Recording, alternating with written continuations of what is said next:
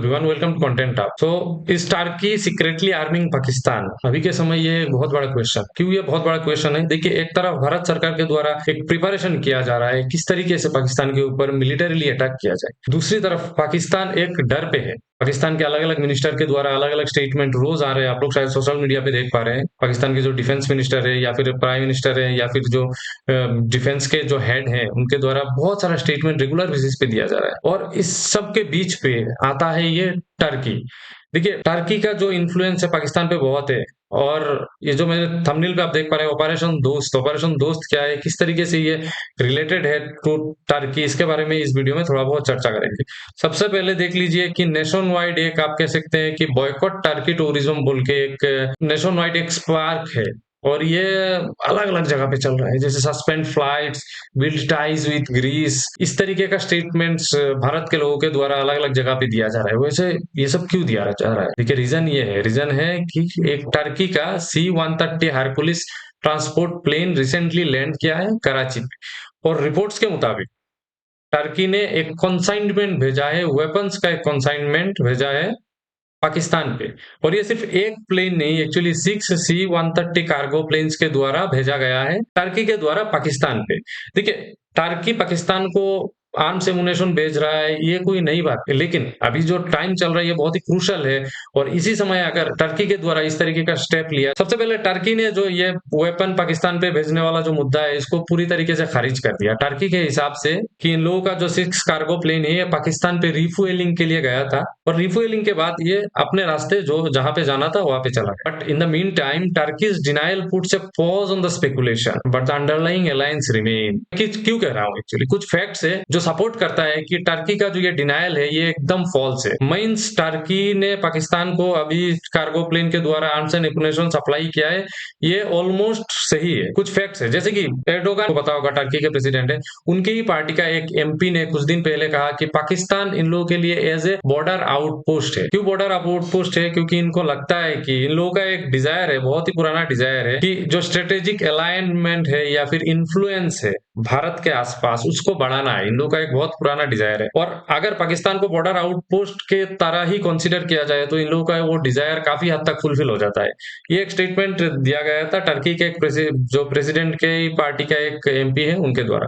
इसके अलावा भी रिसेंटली एक high level delegation from Turkey, इस या उसके साथ साथ आप chief of intelligence from Turkey, ये लोग पाकिस्तान विजिट करने गए थे। इसके अलावा देखिए, ये सब जो रिपोर्ट है ये डायरेक्टली सपोर्ट करता है कि टर्की के द्वारा पाकिस्तान को आर्म्स एमुनेशन सप्लाई किया गया था। और सिर्फ यही नहीं, साथ में मैं एक और पॉइंट जोड़ना चाहूंगा कि रिसेंटली जो फ्लाइट अरबियन सी के ऊपर देखा गया, वो लास्ट मिनट में आर्म्स सप्लाई किया पाकिस्तान को, और ये जाके कराची पे लैंड किया था, जो एक्चुअली डायरेक्टली सपोर्ट करता है। और देखिए, सिर्फ अभी के समय नहीं, हिस्ट्री है पाकिस्तान का और टर्की का जो रिलेशन है, इसका हिस्ट्री है। टर्की किस तरीके से पाकिस्तान को समय समय पे जो आर्म्स एमुनेशन सप्लाई करता आ रहा है। ये एक रिपोर्ट है, आप ऑनलाइन जाके सर्च करने पर आपको मिल जाएगा। SIPRI, the Stockholm International Peace Research Institute क्या है? ये एक्चुअली एक इंडिपेंडेंट इंटरनेशनल इंस्टीट्यूट है, डेडिकेटेड है थ्रो कॉन्फ्लिक्ट, आर्मामेंट्स या फिर आर्म्स कंट्रोल, डिसआर्मामेंट। सिप्री का मेन ऑब्जेक्टिव है प्रोवाइड डाटा एंड एनालिसिस। तो इसके जो डाटा है, इसको थोड़ा बहुत एनालिसिस करके ये पता चला कि जो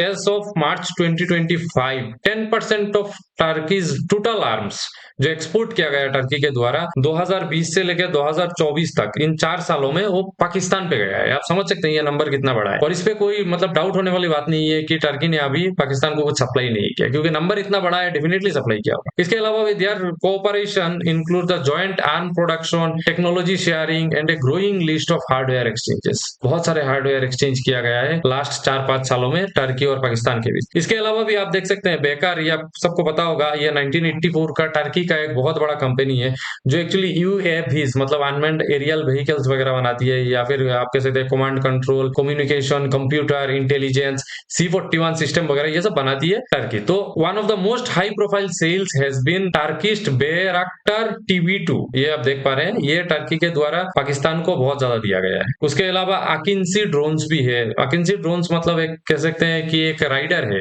high altitude long endurance combat drone. ये बहुत ज्यादा नंबर पे पाकिस्तान को लास्ट कुछ सालों में टर्की के द्वारा दिया गया है।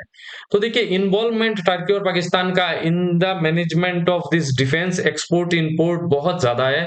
और इस पे कोई डाउट नहीं है और कोई संदेह करने वाली कोई बात ही नहीं है कि टर्की के द्वारा पाकिस्तान को दिया गया है कि नहीं। लेकिन आखिर में आता है, देखिए टर्की इतना पाकिस्तान को इतना हेल्प कर रहा है और ये ऑपरेशन दोस्त ये वर्ड कहाँ पे फिट बैठता है, क्योंकि आप सबको पता होगा 6 फरवरी 2023 मतलब आज से ऑलमोस्ट 2-2.5 साल पहले टर्की और सीरिया पे आया था एक बहुत बड़ा मैसिव अर्थक्वेक।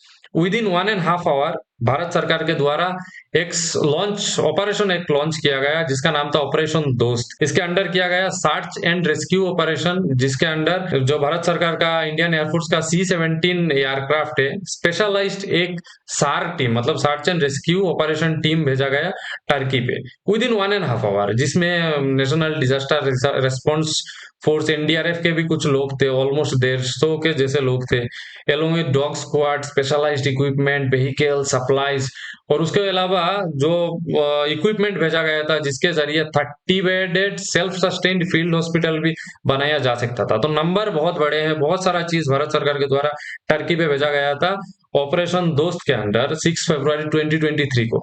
बट इन सब के बाद भी इस समय में टर्की के द्वारा जिस तरीके से हेल्प किया जा रहा है पाकिस्तान को, ये शायद बहुत ही निंदाजनक है।